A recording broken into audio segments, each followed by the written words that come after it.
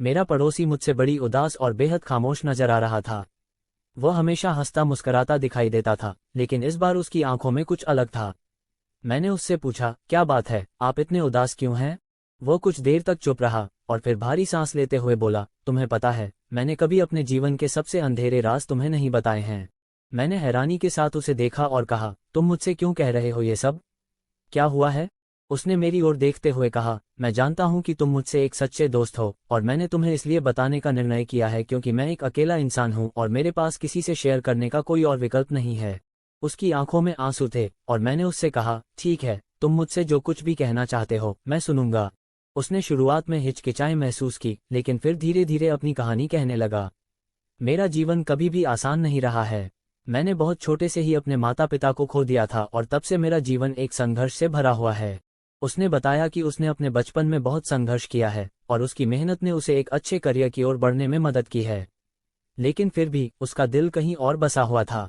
मैं अपने आत्मसमर्पण का एहसास करता था, लेकिन एक दिन सब कुछ बिल्कुल बदल गया।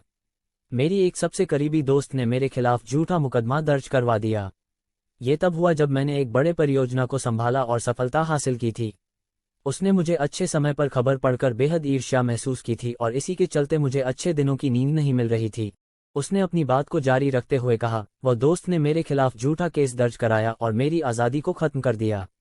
जीवन में कठिनाइयों का सामना करना तो था ही, लेकिन इससे मेरा मानवाधिकारों का उल्लंघन भी हो गया। उसकी आंखों में फिर से आंसू थे और मैंने उसे समझाया, तुमने बहुत साहस दिखाया है कि तुमने अपने जीवन के इस मोड़ पर खड़ा होकर यह बताया है।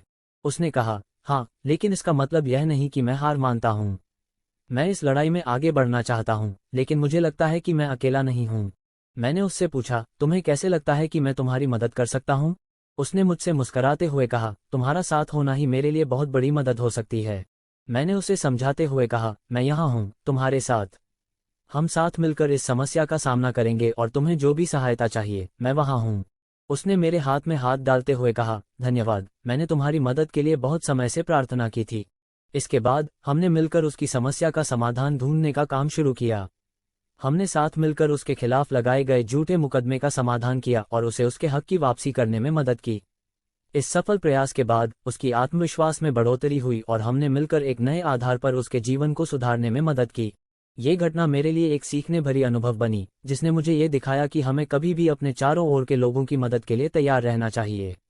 जिंदगी में हम सभी कभी न कभी मुश्किलातों का सामना करते हैं और हमारी साथीता और समर्थन से ही हम उनसे पार पा सकते हैं।